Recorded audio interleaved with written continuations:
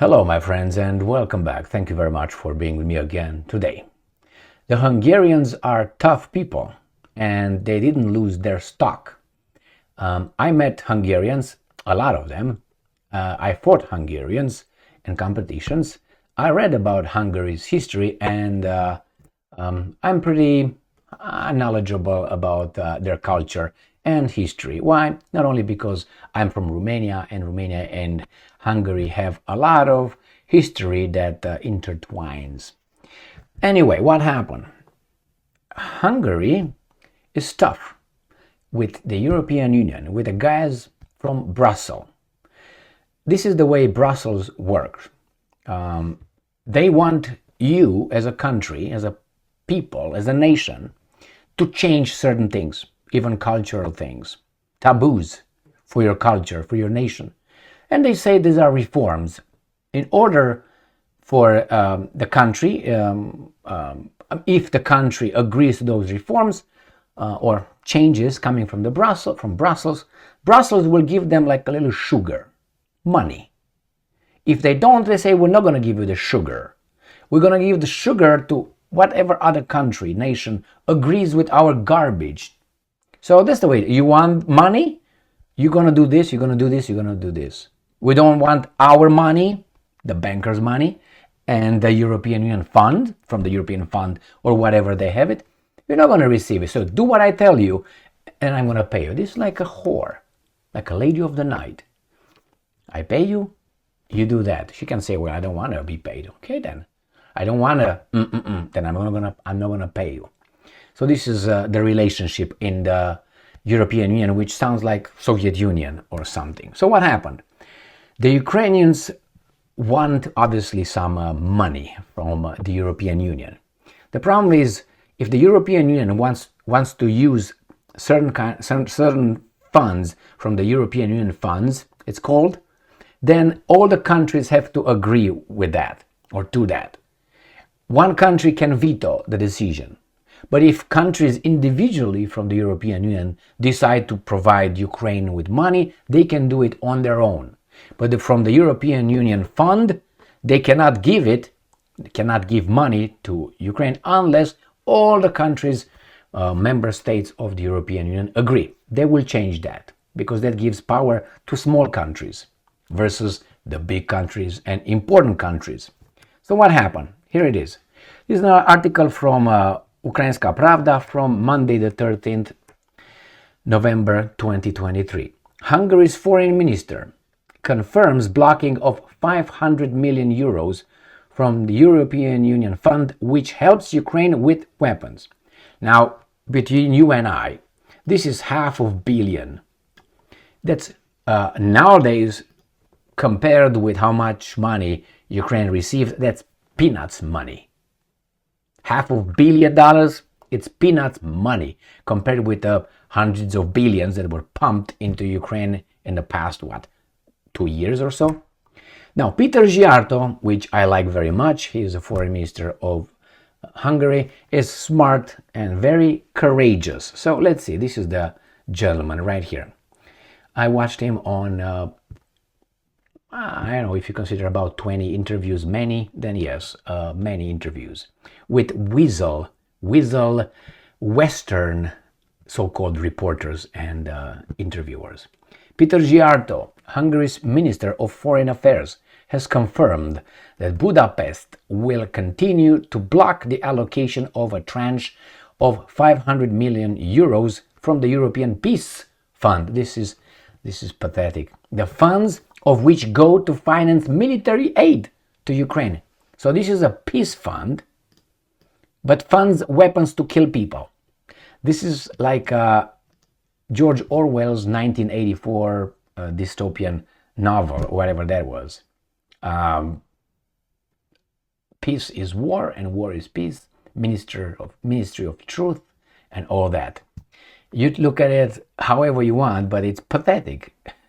The European Peace Fund, the funds of which go to finance military aid, that's weapons, military aid, euphemisms, to Ukraine. To do what? To kill someone for peace, right? No, you finance that to wage war. That's not peace. Yeah, to reach peace, but I think peace is reached through negotiations before you start using war. Giarto at a press conference in Brussels following the meeting of the Foreign Affairs Council, European Pravda writes with reference to Hirado. The Hungarian foreign minister complained that, and I'm quoting, extreme pressure was put on Hungary to agree to the allocation of 500 million euros from the European Peace Fund. And I'm quoting, of course, I did not support it, as we continue to maintain the position that until we receive guarantees from the anti-corruption agency of Ukraine that OTP, the largest Hungarian bank, or other Hungarian companies will not be included in the list of international sponsors of war based on trumped up allegations, we cannot move forward in this matter. So Ukraine put on the list of sponsors of war the largest Hungarian bank. So that's a problem. And in this case, Hungary has obviously the upper hand, and Ukraine is a beggar. They want the money, and Hungary can decide if some money is blocked from going to Ukraine. Brussels also withholds money for Budapest for Hungary for some, even I think from some COVID funds for the same reasons. Viktor Orban, the Prime Minister of Hungary, did not agree to be the subordinate of the guys in Brussels. Therefore, the sugar did not go to Hungary, went to other countries. Now, Giarto reminded the Council that the mentioned 500 million euros do not go directly to Ukraine, but to the EU states to compensate for the supply of their weapons, so no one is stopping anyone from supporting Ukraine. Hungary has been blocking the allocation of funds for months due to the fact that the Ukrainian National Agency on Corruption Prevention included OTP Bank, the largest Hungarian bank, in the list of sponsors of war. In early October, Ukraine removed OTP Bank from the list, satisfying one of the Budapest key demands. However, Hungary claims that Ukraine has allegedly not provided guarantees that the situation with OTP Bank or any other Hungarian company will never happen again, so it continues to maintain its veto. That is, it's like this. Yeah, I will write you off right here. Okay, you're not on the list anymore. Give me the money. Got the money? All right, let's put him back on the list. Basically, this is what the Hungarians want from the Ukrainians. Yeah, you scratch us right now off the list. You get the money, and then you put us back on the list. So this is what the Hungarians want. Guarantees that you will not do that. And the other guys are like, no. Remember, who depends on who? Hungary does not depend on the European Union or Ukraine. Ukraine depends on Hungary. Ukraine depends on the European Union. So what can you do? Push other buttons if you can, right? In May, an ACP announced that it had included OTP Bank in the list of, quote-unquote, sponsors of war due to the position of the bank's management to continue operations in the Russian Federation and the actual recognition of the so-called Donetsk and Luhansk People's Republics. After that, Budapest announced that they would block the allocation of new tranches from the European Peace Fund. Well, it's my interest versus your interest. If I have more power, I will dictate. And we are at war, basically. The Ukrainians say, hey, you recognize those things and you do business with the Russians, that's against our interest. We're going to block you. We're going to write you over there on the list of supporters of war. And the Hungarian says, okay, we want to do business with those guys because we can do whatever we want. We're not together as you're not together with us. You can do your thing, we do our thing. And we can recognize whomever we want. You like it or not. What are we going to do? I have more power than you have. So you're going to come and, okay? And then we move on. I don't think it's only that. I think it's more than that. I think Hungary also wants to smack the European Union, the guys in Brussels, because they wait for the funds to come and they give Ukraine funds like that. But the funds for the European Union member country, no.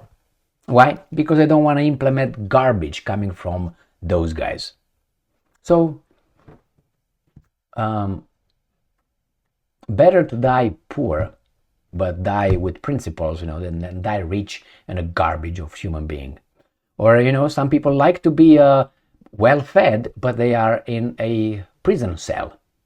This is the European Union and NATO. It is the plantation of Al Capone. You're gonna eat better in the European Union. You're gonna be fed better, but you're gonna be a prisoner in a cell.